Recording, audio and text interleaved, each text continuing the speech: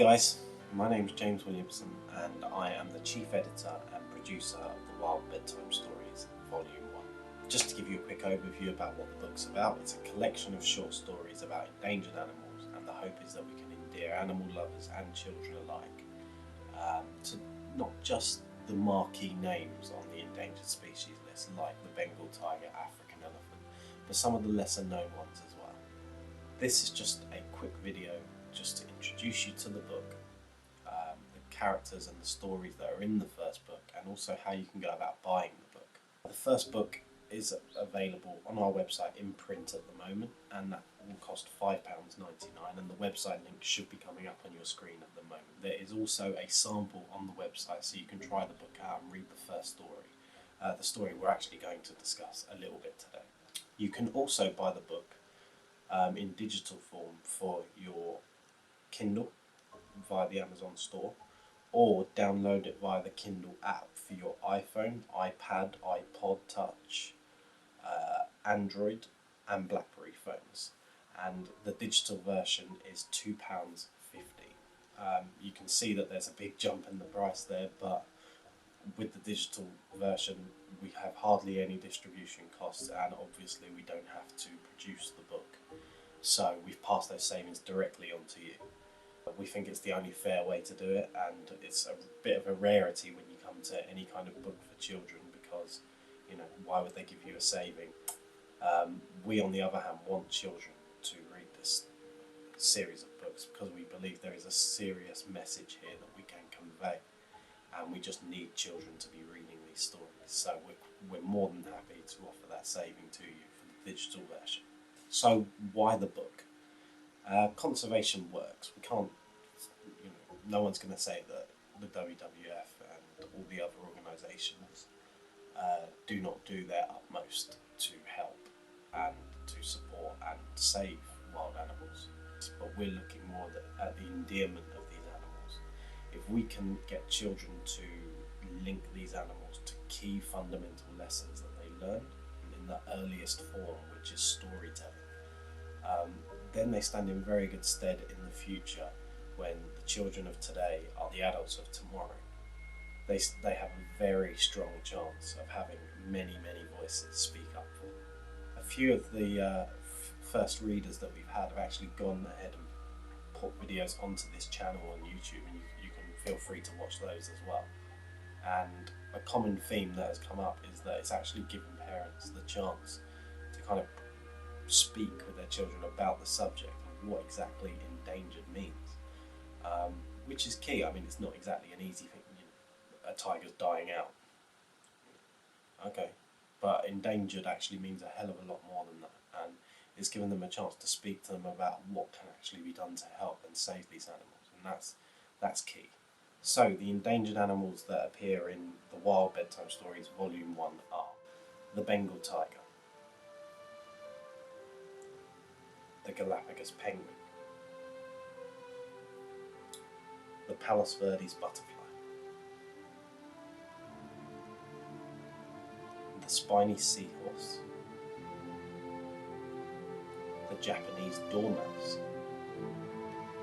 and the polar bear. The first story in the book is the one that we're going to cover today, and that is the Bengal tiger story, Kenai the Bengal tiger and the Great Race. Kenai the Bengal tiger and the Great Race is obviously a story about a tiger called Kenai and a great race. But no, it's about a secret race that no human knows about a journey that a tiger must take from being a child to being an adult. Elements of this race will push Kenai to the very limit. He's not a very good swimmer, and part of the race means crossing a wide river, and he falls drastically behind the other competitors, including his best friend, a tiger called Congo.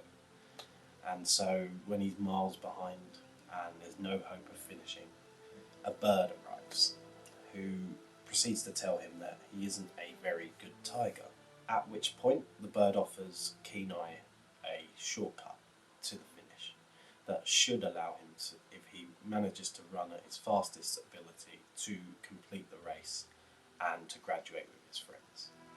So he takes the bird up on the offer, only to find finishes the race, there are no other competitors there.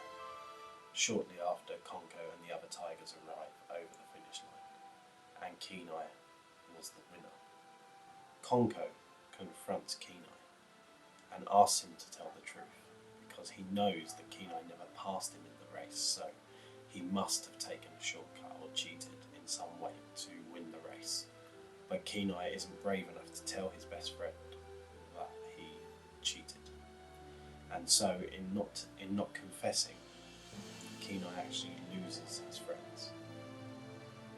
That night, the guilt that Kenai experiences forces him to go to Koski, the leader of the tigers, and he confesses there that he cheated, that he took aid from a bird and cheated. In telling the truth, his friend Konko is instated as the hunt leader, which is the honour bestowed upon the race winner, and Kenai accepts the challenge of rerunning the race alone to see if he can graduate fairly. The moral of the story is that friends, true friends, will always forgive your shortcomings if you are brave enough to be true to yourself. And I think that's a moral that a lot of us, certainly in the modern day and the modern world, can benefit from learning. That's the end of this video. Just briefly covered where you can buy the story, what the storybook is about, and the first story, Kenai the Tiger in the Grey Race, which you can actually read on our website. And the website will appear again, colossiapps.com. So in the next video we're going to look at how and where the app is available, and actually give you a sample of how you can download it, just in case you're not too aware of the Kindle app and you haven't really used it before. And we'll also look at the second story in the series, which is a story about a mischievous Galapagos penguin called Darwin. My name's James Williamson. You've been learning a little bit more about the wild bedtime stories, and I hope that you will help us with our mission, which is, I think you'll all agree that none of us, not activists, not Mr. Joe Blogs in the street, not even the poachers, want their children or grandchildren to discover animals such as the Bengal tiger, the African elephant, the rhino, the gorilla, the seahorse. We don't want our children to discover these animals on the pages of Wikipedia or search engines.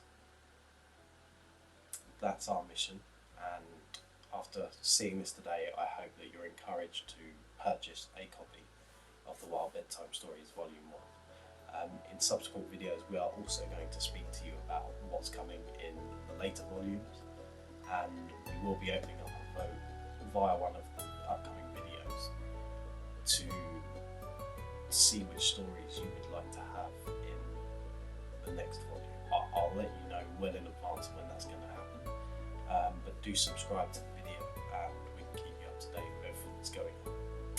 Thank you very much for your time.